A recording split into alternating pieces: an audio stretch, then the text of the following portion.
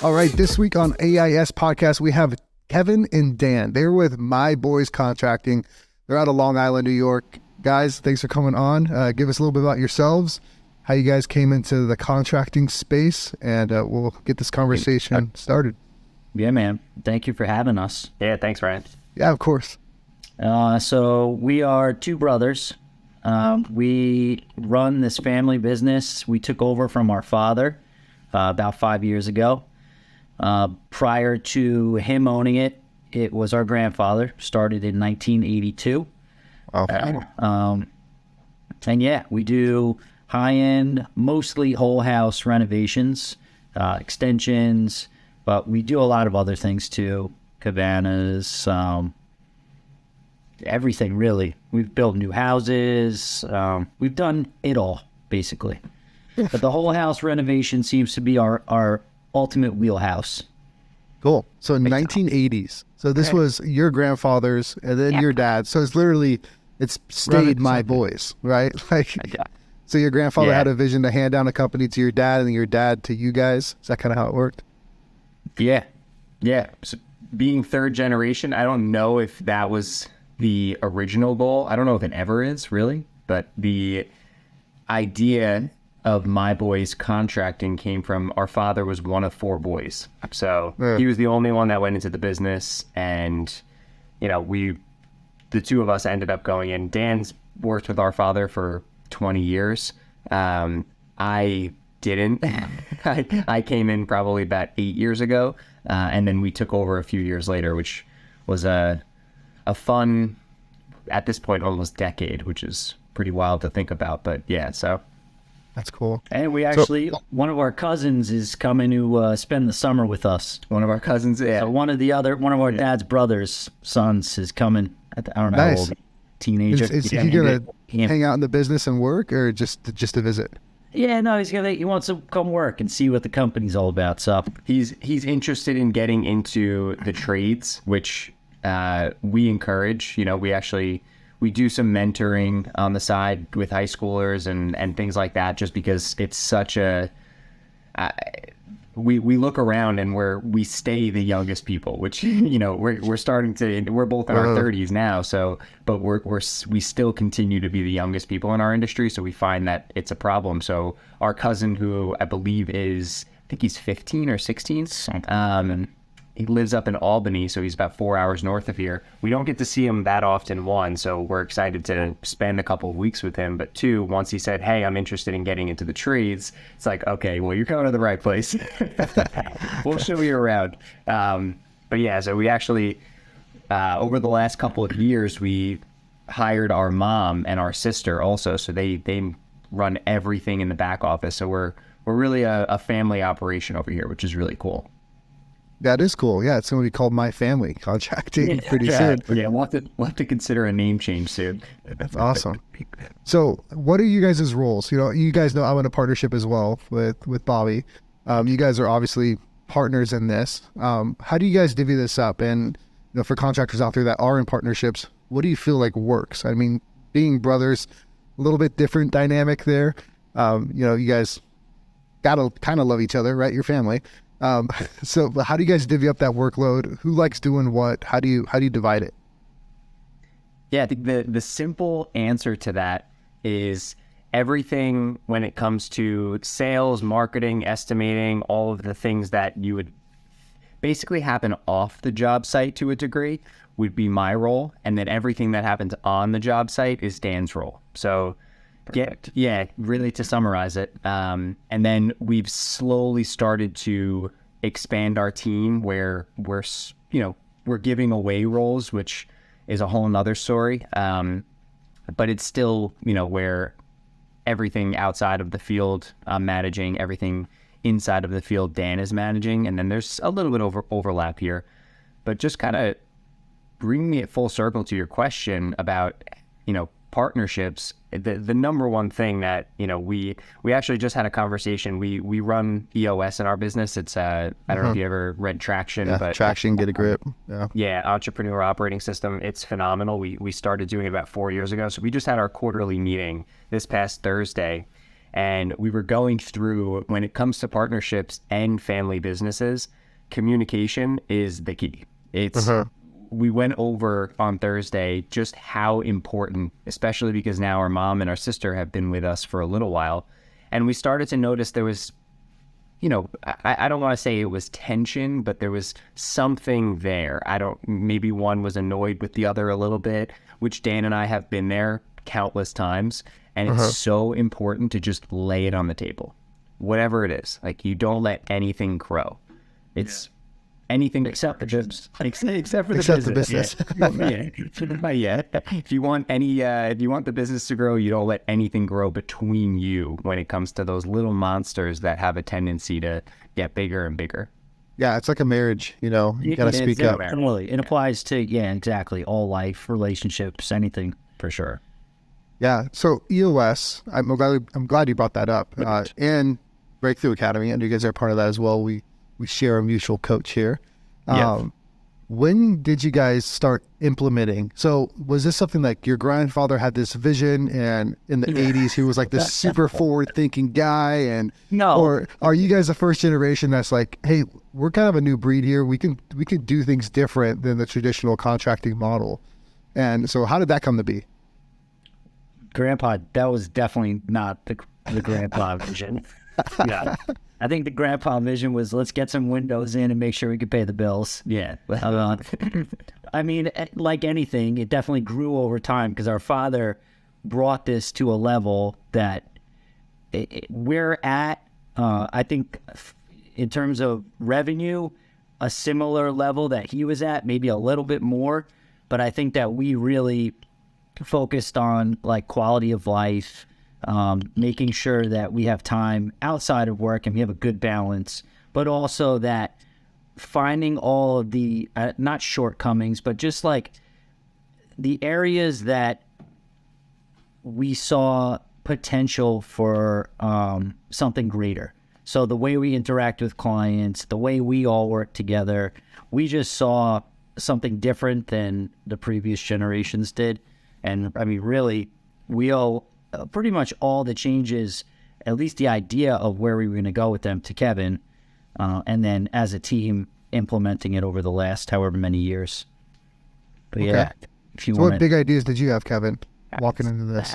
Well, so coming into the company, I wasn't even clear on, specifically what I had to offer. Like Dan has been around construction all his life. Like there's a running joke that, Dan was building houses when he was like 4 years old with Legos, like before, and I still don't even know how to do that. So it's like, there's that dynamic. But coming into the business, I actually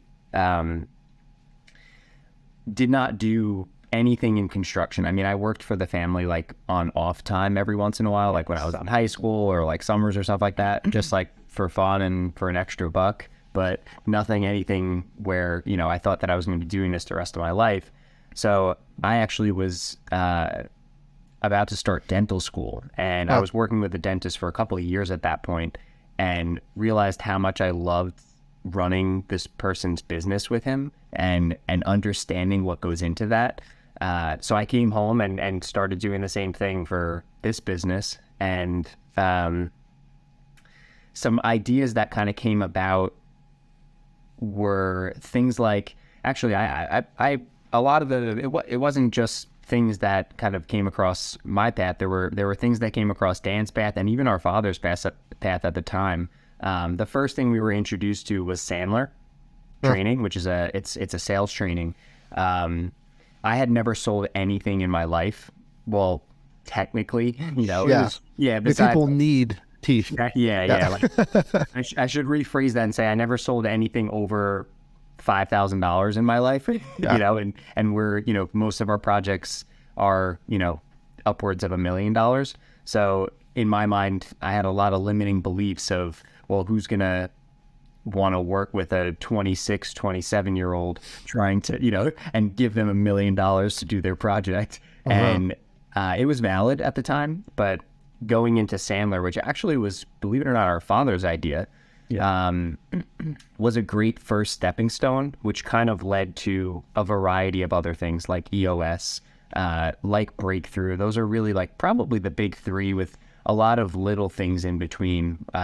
We've incorporated some things. I don't know if you're familiar with Tony Robbins or not, but I've done almost all of his seminars. So we incorporated a lot from his business mastery also, which was phenomenal. Highly recommended if you haven't done it. But Compel has been phenomenal. That's like a group of business owners. We all just get together and talk about our problems and figure out solutions together. That's a once a month, all day thing. Multi-generational. Yeah. So they actually helped facilitate our taking over the business from our father, because the facilitator was part of several family businesses with her mom that she has purchased, started, and sold, I think like 4 of them or something.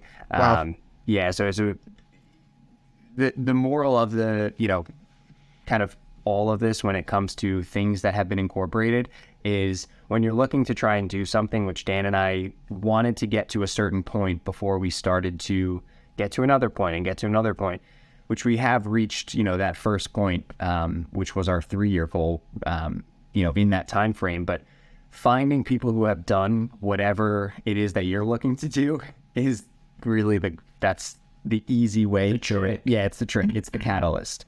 So that's kind of how we have, turned this into, not that it's anything crazy, in terms of the size of our business and what we do, but we're happy with what we do, and we have great clients, and now we're talking expansion, which is really cool. So we're grateful. That is cool. Where would you guys expand to? So we're entertaining a couple of different routes. So we're currently looking to start building some houses on spec, which is really aligned with kind of what we do already, just minus the client, which is arguably the biggest variable in any project is the client. Yeah, but we love our clients. If anybody's out there listening, we love you guys. But it's also really cool to be able to build something and be able to present a finished product to a client with our stamp of approval on it. So that's one area of expansion. And we're also looking at other sub trades that we can potentially purchase at this point too. Nice. Yeah, I mean, getting as vertical as possible, it really helps, especially when you're doing, 15 plus trades on a project. It makes it really nice. So back to the cheat code, if you will. And I know a lot of other contractors that are kind of stuck in that 6-figure, low 7-figure mark, and they're wondering, like, how do I just get through this barrier? Not that revenue is important, but revenue does insinuate that hopefully there's a higher net profit, a better quality of life, and obviously a bigger company. We found with Breakthrough Academy as well, kind of just paying for that access. Because like our biggest thing was, we started off the bat, we were low 7-figure.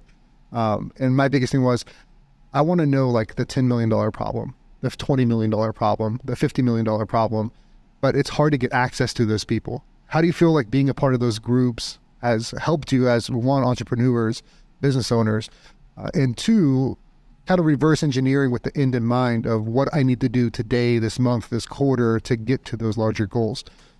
Is there someone you met specifically? How has it helped you in your business? Yeah, that's a great question. So, I mean, using BTA as an example, we joined BTA. It's been 6 months at this point, and it has been a tremendous factor in our business. Our revenue has been, on the up and up, and we're now at that mid 7-figure mark, which we're looking to find out what that $10 million problem is too. I know we're in a similar boat in that sense, based on prior discussions, but it's going on BTA. I actually just went to my first event with them and was able to get around those people who are doing, 9, 10 plus $1 million and understand that their problems actually aren't that much different than ours. But a common theme that I noticed was the idea that people are able to hire slow and fire fast. It's everything. And putting the right people in the right place, when you combine those two, you have the ability to be able to scale to whatever you need to scale. while also having optics on the financials, which is, where BTA has helped us out a lot. Yeah. I feel like, we should, I'll be plugging BTA enough here. Yeah, we need to send this over the Benji. Yeah. Yeah, I mean, I totally agree. As far as when I was searching for, what's the $10 million problem? Because we're going through strategic acquisitions right now where we got a flooring company, and now we're actually looking at another company that hopefully by the end of this year we could consume. And that would put us in the mid, probably that 15 million-ish range in revenue, combined. And what's scary, I think in general, even when you just start a business, is what do I don't know? What am I getting into? Because I don't want to walk into a situation and get blindsided and not have the solutions for a problem that arises. And I found kind of the similar situation. The similar answer was, it's the same problems. It's just at scale. The $20 million problem is 10 times bigger than the $2 million problem. But it's still the same problem. It's just more people, more management. And I feel hiring slow and not hiring out of necessity. Yeah. Gosh, that's been a big thing for us. We would just foot on the gas, 24/7, moving forward, trying to grow, trying to get bigger, trying to do our thing, hiring out of necessity, and then having to eventually fire that person because they weren't a good culture fit. They weren't the right person in the right seat. They, kind of had, basically we gave them the keys too early to certain responsibilities. How many people do you guys have right now? 8. Yeah, 8? Yeah, including us. That's pretty lean. Most of our work is subcontracted out.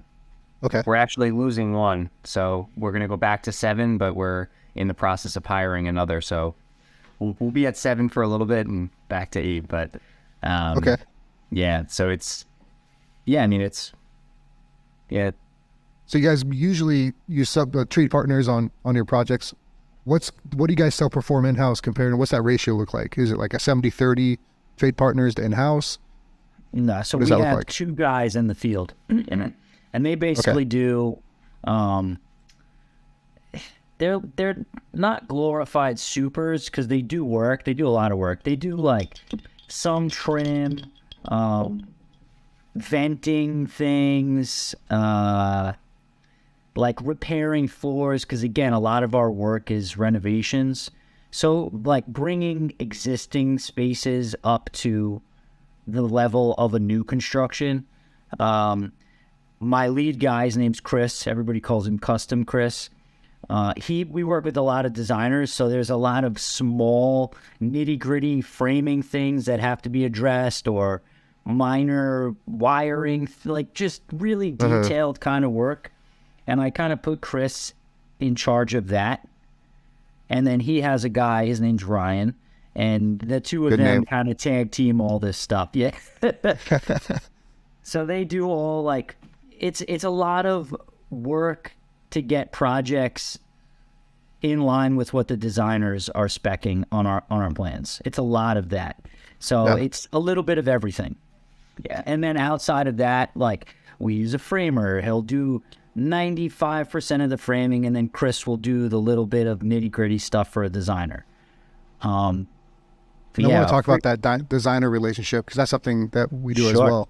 But as far as that structure, you guys are basically building middle management up, it sounds like, and then managing these projects and building efficiency through them by scheduling, whatever it may be, risk mitigation, on the pre-construction side.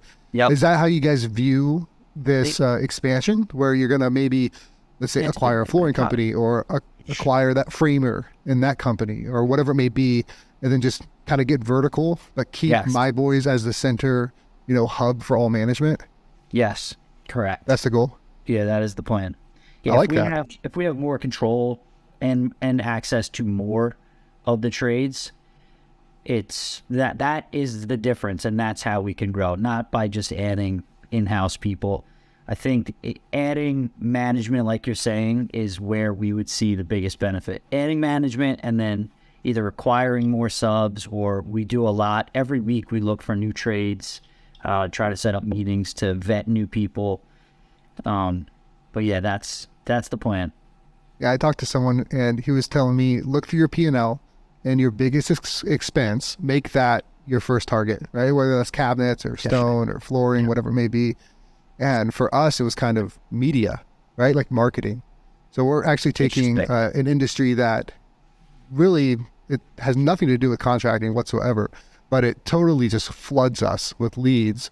And that's one of our angles, because there needs to be oxygen to have a fire, and we just figured just pump it full of oxygen as much as we can, content, leads, all the social medias, website, YouTube, all that stuff, and then figure out how to service all those hopefully qualified leads. Right. A little bit different, but we have a lot more in-house, and that's something we battle with too, because there is a marketing angle, in my opinion, to having in-house employees and like your personal branded touch on everything that you guys do, rather than having a trade partner in management. What, aside from scaling, I do think that what you guys are doing is super future-proof and highly scalable. What do you think is going to be the big shifting point here? Is it going to be like, what determines your critical path on a project? Is this going to be like a framer? Is this going to be a lot of underground and foundation work? What are your targets set on, and how fast do you think you can get to that goal? Foundation is something that we've talked about. Having access to more foundation or masonry type work, that's definitely something that would help us. Not to say we work with one guy right now who's really good. But yeah, having access to more of that. I don't know. What do you think? I mean, our goal in terms of the next 5 years is we want to have purchased and exited 2 companies, but purchased 4 in total. Okay. So we're going to just continue to identify. Luckily, a lot of our trades are really good, and there's more and more people starting to get into the trades. So we're kind of seeing it as a way where we can also help people get more involved. Yeah. And at the same time, while we're vertically integrating. But yeah, I mean, that's a great question. I mean, what we put as our 5-year plan, this year we want to purchase our first company, and then next year we want to look for 2. So it's going to end up being where we continue to scale that. And as we work through that, we'll see, after the first one, after the second, after the third, we'll see how realistic, because maybe we're undershooting that number. We don't really know what we usually look for, things that run parallel to what we already do. So we're not, chasing a shiny object somewhere and then dive in, because that's the way that you learn. We're looking for a painter right now. Right now it's a painter. Yes. Yeah. That's the first step. And now, would that person be 100% on My Boy's projects, or would you actually be subcontracting for other contractors as well? Both. I like it. Yeah. So we would look to build a brand out of these businesses also. Okay. And I'm super interested, just as a kind of to preface like our company. We didn't really dive into it, but our business really developed.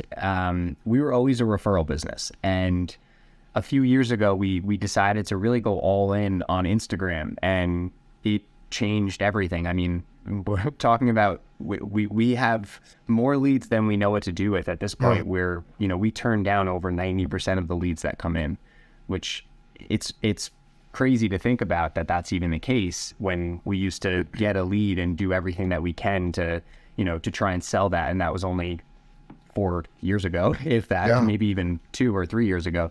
But and now we're our focus as of this year is YouTube, and we're putting videos out every week, and with a primary goal and focus of entertaining, informing, and sharing costs with people. That's our angle that we're taking on YouTube. But I'm super interested to hear what this acquisition or starting of that you were mentioning with the marketing company, because that is the oxygen of our company also, and really our primary focus. I feel like that's what we do and spend a lot of our time on at this point, and why we've looked to replace ourselves in the business a little bit to focus more on the marketing. Yeah. I love your guys' YouTube, by the way. Some of those are hilarious. I was just telling our producer Dave about the stop swearing on the job site one that we talked about last time. Yeah, it's hilarious. I think your YouTube's gonna take off. You guys put out good quality content. Our angle, one of our first hires was a marketing director when we first started, and we took a total similar approach to what you just described. Informational, highly informational, educational, talking about cost, talking about process, talking about how it should look when you're working with a contractor. Not necessarily granular on like how to frame a house or how to, form out a foundation stem wall, but more so like process-wise, customer-facing stuff. And we took a very much inbound approach. So one of our first hires was a marketing director. Second hire was a videographer. And then now then basically just creating content around those core issues. So every time someone would call us, we would take a list of the questions they ask us and then shoot a video about those questions. And then, we can shoot an FAQ page and then send that to all of our intake. Whenever we have a customer come in, send them a welcome email with that FAQ playlist. And then they're qualified, right? They're educated. So that was our biggest approach. And then it turned into this kind of machine that we started pumping out like 100 pieces of content a week throughout all the channels from Instagram, Facebook, TikTok, YouTube, LinkedIn, not so much. I just started a Twitter because I was trying to see how Chat GPT could like pump out threads. But we haven't been doing that too much either. But we found most of our ideal customers are Facebook, Instagram. YouTube is more broad, more brand awareness, I would say. But so now we're kind of sitting in a position where, we have a minimal viable product that we can do for people. We can productize our marketing side of things. So now where do we go? Like, we have the corporation already. It's just a matter of really monetizing it to other contracting companies without stepping on toes of relationships that we've already built. Yeah. So that's the dynamic there. Now, as far as like the content piece, I think is the biggest piece of the pie. Like most of our leads aren't coming from Google ads. They are coming from Facebook ads. It's coming from organic SEO and content. I'm backing up that SEO. So blogs, YouTube videos that then we transcribe into blogs on our website, city pages, all that stuff. And so we're trying to figure out how to basically make a one-stop shop for our company and just blow it up even more so than we have. Because we've only been around 3 years, so we don't really have a large sample size yet, but we went from, 0 to pretty much leading the online presence, really awesome. In California in about 3 years. So that was our approach with the marketing. So we started with that in mind, with the idea of, okay, marketing is going to get us customers. We're going to get in front of people. And if we have leads and we have sales, every other problem is very minimal, because sales cures all things until it exposes them. So that was kind of our hypothesis, if you will. Mm-hmm. And so far it's worked out pretty well. But it does expose the issues that you have in your company when you have, 80 people come through the door and it's like, okay, we need to have some sound process here to make sure that we're pre-qualifying correctly. We're, having a good efficiency metric, from lead to estimate ratio, and then translating that into operations. Because that was one of our biggest things is we're just under 20 people. And what marketing is delivering to the ideal customer as far as a message and getting them to convert into a lead, then sales is really backing up what marketing is telling them. But then operations has to be able to take what sales sold and translate it into a viable product for that homeowner, that client. And when you have multiple projects, multiple outside designers, which I do want to get back to, in-house design, and then people that are just looking for install pretty much, how do you narrow those things out? And how do you make a repeatable process for any one of those situations, whether it's from an outside architect, outside interior designer, or in-house designer, and make that repeatable so you can actually scale? Because that's the biggest issue in our industry is doing custom full home renovations, custom kitchens, ADUs, additions, new builds. Every single time it's a little bit different. Like the construction process is the same, But the pre-construction process, there's so many variables into what will happen or won't happen. And then how do you translate that effectively?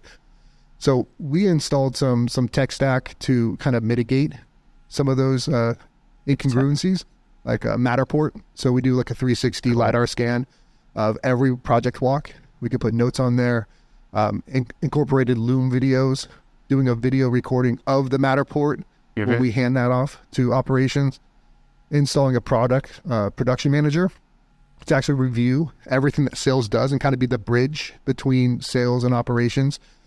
Someone that's, from the field, by the field, understands what they're looking for. Because I've been doing sales, and we have another salesperson here, but at some point, we're going to have 5, 10, 15 salespeople at multiple locations. I can't expect them to know what I know, It's not fair. So that's been our biggest hiccup this past year. Now, designers, how important are they in your business? Do you have any in-house designers, or are you guys 100% outside design? So we do have, so our mom actually acts as, she is a designer. Like she does a partial sales role. She's accountable for our communications. So we use CoConstruct. All communications go through there. They stay there. Like they get redirected there. That's always an important one if somebody tries to text you. But she also works as a designer too. So she's really good at it. Clients sometimes will only work with her, and then the two of them, meaning, Deb, our mom, and the client, they'll go look at, their kitchen, they'll go look at their plumbing fixtures, their tile, all the things that we, have the homeowners purchase themselves. And then half of the time they're working with an outside designer that either we referred or they already had. So a lot of the people, we work in a very small area. Well, I guess it's all relative. It's a very dense area, even though it's small.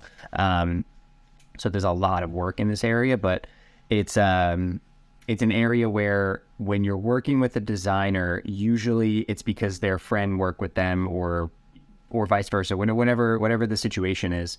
So it does end up getting a little repetitive, but coming back to the communication piece, we bring the designer and put them onto CoConstruct to make it where everybody is just on the same page. We're doing a project right now. It's a whole house, and the designer lives in Denver. So, which is becoming a lot more normal, believe it or not. And it's not the first time that we've worked with a designer or architect that's out of state or out of the area. And it works great. Like, she comes to visit once every probably 2 months or so. She's awesome, and she's really good at what she does, and she's on CoConstruct. So, like we were joking on Saturday, like, I don't know, and there's a flurry of questions. So we always know if she's working because, if within an hour, here's your timeline. Ding, ding. And then Monday morning we look and we're like, oh, it's like, looks like so-and-so was was busy. Yeah, it looks like she was catching up on Saturday. And so it's great, but staying on the same page with the designers and also just being clear, and that goes for architects too, but just being clear, like, with what each other's expectations are. Any issues that we've ever had, because we know that in our industry there's still a stigma. Like, it's, there's contractors have a tendency to, be full of ego or, whatever you want to say, but there's a stigma behind contractors, and it shows because sometimes the first time that we're working with somebody, whether it's an architect or a designer, they have a tendency to go into defense mode, and we're always just like, whoa, like, we're all we're cool. We're on the same team. Yeah. So, and we've had people where, I can't even think of an example, but maybe there's a 2x4 that's 3 inches over from where it's supposed to be, and we haven't seen it yet. And, we've had designers throw us under the bus for very minimal things. And it's like, hey, like, you could just call us. I guess we don't mind. We were just following the plans. Like, so it's so important to just be upfront with the expectations. Like, hey, listen, if we ever have any questions, we'll come to you. If we need to set up a meeting, we'll set up a meeting, like, whatever is necessary. But we have noticed that bringing them onto co-construct, having them involved with, where they can see whatever they need to see. Conversations are being had there. Like we also, coming back to the pre-construction services, just pre-construction process, that part is so important. Like the most important part. It is by far. Like the construction is the construction, like just the like you were easy saying. part, honestly. Yeah. Yeah. So having everything and having it organized and everybody on the same page, Before you even do any work. before the first hammer hits the wall. Yeah, I always tell homeowners when we're in that kind of signing phase, I would say, like that, where we've already walked the project, they have a proposal, they're getting into design. Like we have a 22-step process, and only 2 steps are construction.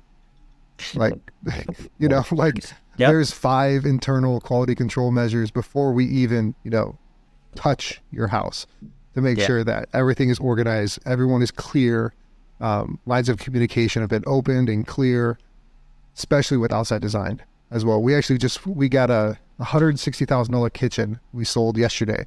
It was between us and like 5 other contractors. Designer is in San Francisco, which is not local to the project. So kind of that one of those remote situations. And we're going to go through that same thing. Like, okay, this is the line, because we use Buildertrend, and Buildertrend co-construct.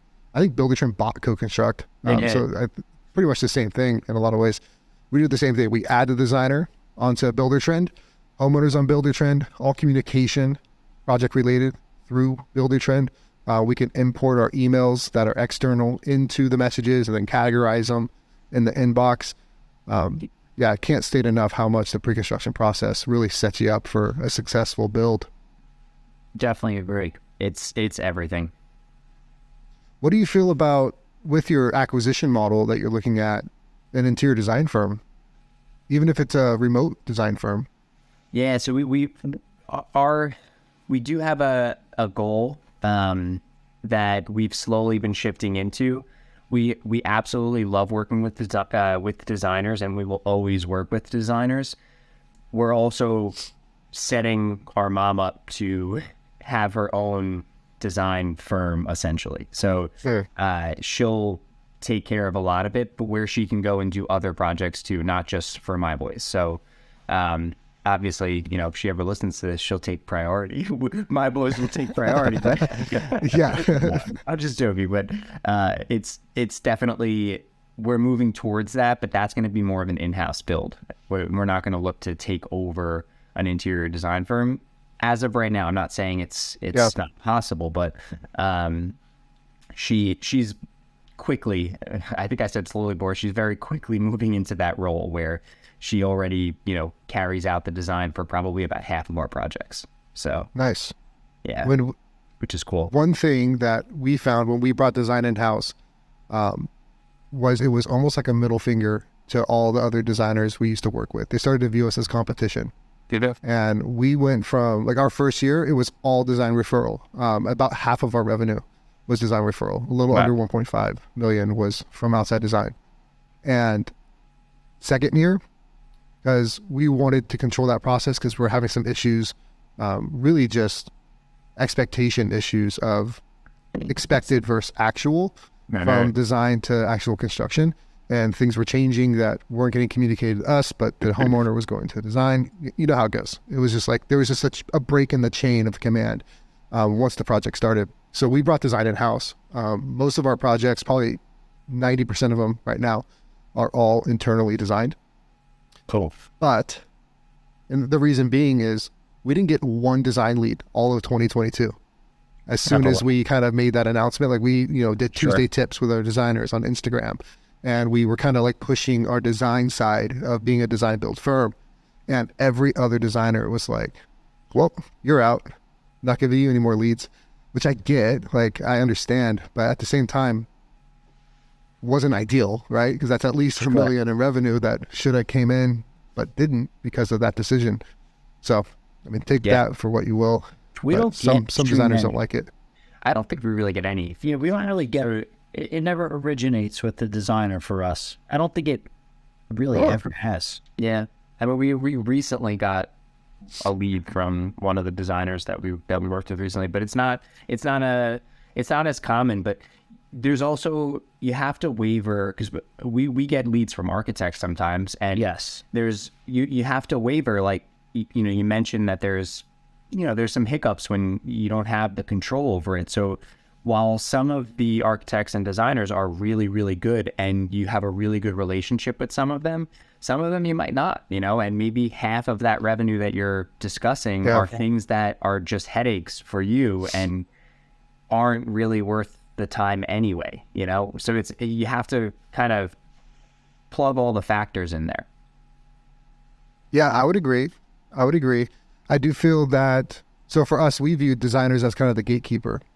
Now, architects, I don't think we've gotten one lead actually from a drafter or an architect. We're like the complete opposite. California, East Coast, West Coast. Yeah, maybe it's East Coast, West Coast thing. I don't know. But usually the designers are kind of the gatekeepers in my experience over here. Now, architects, they obviously get awesome projects, but I feel like homeowners on the new construction side, I could see that being a viable lead source for us. But for remodels, it seems like all of the serious homeowners are going to a designer, and then that designer has her little allotment of contractors that she pairs that homeowner up with, and you're either in or out type of thing. Yeah, so what I was thinking about doing, since we already aren't really getting many designs from outside designers, was taking my marketing approach and starting a design firm. And if they want to be pissed off, then they'll be really pissed off. Just watch the competition. Because I could suck the market dry pretty quick, I would think, with the marketing spend that we would use. But I also don't want to burn any total bridges. But it's an interesting dichotomy at all. Yeah, definitely. Yeah, because I didn't come from this industry at all. I was in construction, but I was an athlete. I worked at a bar, and then I basically got back into construction out of necessity to provide for my family. And then I found out, well, the best way to provide for your family is to run your own business. Really, it's not working for someone else.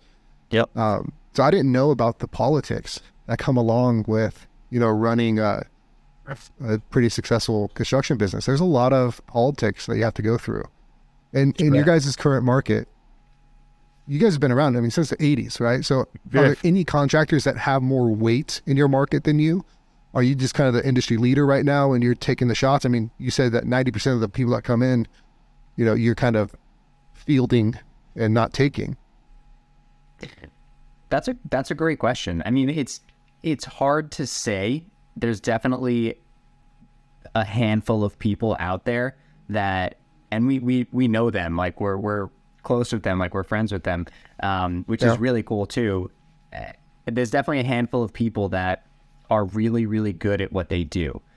The only thing is, there's not really anybody else that's in our generation. Everybody else is probably at least a couple of decades older than us. So because of that, you can argue, in our time frame, in our age group, there's really not anybody else. Yeah, like that's the easy answer to that. But we've learned a tremendous amount from the people that they are like mentors to us, when it comes to running our construction business. And at this point, we look for outside sources, like connecting with people like you and Bobby. Like it's you guys are looking to vertically integrate. I would say the majority of the contractors here, I don't think any of them have vertically integrated. Maybe there's a couple that have one other small little business thing going on, but there's not, and then there's no Walmarts around here. I was going to say that the big guys, like the super high end people that come to my mind, I wouldn't even put them in the same category as us. They're more like development at this point, where they're developers. They're not really, I wouldn't call them contractors, but they probably started like we started for doing what we do. And it's just been a really long time for them. And they are really big developers, and they build mansions and communities of mansions. Yeah. I definitely. That's an awesome spot to be in. It really is. Yeah. But yeah, eventually that is for you guys. Yeah, that's why we're dipping our toes in building spec now and starting to vertically integrate like that. Eventually, that is what we'll do, and ideally, we'll do it, in the tri-state area. It's not even going to be just something that we do in our backyard. Yeah, this island's small. But that's great though. Very small island. Yeah. Well, and you guys are offering a service that no one else can really touch. I feel like there's so much value in that, offering a solution to someone's remodel needs that they didn't know was a real solution yet. Definitely. And by being vertically integrated, being able to have, a lot of projects running at the same time in the same locations, like that's huge. We found the same thing here. There was maybe 1 or 2 players that, could handle projects at scale, let's say 8 to 12 projects at a time they could run. Really only, maybe 2 other companies, but they didn't have the same value propositions that we had. They didn't have the same model that we had. And it really does, it's a differentiator when you're talking with a homeowner and you're telling them, like, this is what we bring to the table. And they're like, all they're used to is, the contractor from 1980. That's like showing up with a helper and gets done when it gets done. And you're going to love it. Just having a schedule, I find blows a lot of people's minds where they're like, wait, you have a schedule? It's like, yeah. Is that a Gantt schedule? It's like a Gantt chart. Yeah. They're like, I do think that the differentiator is going to be basically the more we continue to focus. Like, I don't think that there's anybody else doing what we're doing from the marketing aspect. There's a couple of businesses that, maybe they have a similar amount of followers, I guess you could say. But when it comes to what they're doing, it's not really in our niche. I've noticed that there's a couple of other people that are pretty popular on Instagram, but they do more like cookie cutter homes, meaning like just your everyday house. They're not really doing anything super custom or anything, what we're doing. So from that standpoint, I do feel that we are, significantly far ahead and going, all in on YouTube now, I think is going to be our launching pad, in terms of separating. And that's where the next generation of buyer is. Yeah. Right. The 30 to 35-year-old that's just getting enough money in their pocket to actually do something. They're on YouTube. They're on TikTok. They're on Instagram. It's not Yellow Pages or anything like that anymore. So I think the contractors that aren't pushing content on their channels consistently, they're gonna get left behind. The same with I've been a big kind of put my flag in the ground on, if you're not design build in the next 5-10 years, you're going to be just dealing with a different type of customer. You're just not going to be getting the projects you want to be getting because you don't have the value to bring to the table that those clients are looking for, especially the next generation of buyer that grew up with Amazon. You know what I mean? Like, they want everything catered to them now type of mentality. It's not a come and go as you please type consumer. It's everything. I mean, our clients are calling us to take care of everything on the outside of their house now too, where I don't want to talk to anybody else. And it's like, okay, like, we'll build your tennis court. We'll take care of this. Like, so we do it, and everybody wants the one-stop shop. So however you can cater to, that Amazon effect that is here, and it's not going anywhere. If anything, it'll only get better or worse depending on what your outlook on it is. You have to be able to cater to it. Yeah, I mean, with the least amount of people coming into the trades, it's almost going to be name your price at some point. Pretty much. Yeah. You know what I mean? There's just not enough supply of contractors in the next 10 to 20 years that if you're a successful design build firm and you have that, you can charge really whatever you want. Yeah. Because they're going to be at the mercy of the contractors. Yeah, not saying rip them off, but definitely. It's a valid point. Yeah. Yeah, there's no supply. Well, guys, we can button it up. Hang out after that. I want to talk to you about setting up a standing meeting. But thank you guys for coming on. I really admire what you guys have done over there. I think it's a super cool how it's been in your family for that long and what you guys are doing with it. And yeah, it's a cool legacy piece. Thank you. Yeah, and we feel the same way about you guys. You guys are doing some cool stuff over there. East Coast, West Coast, baby. East Coast, West.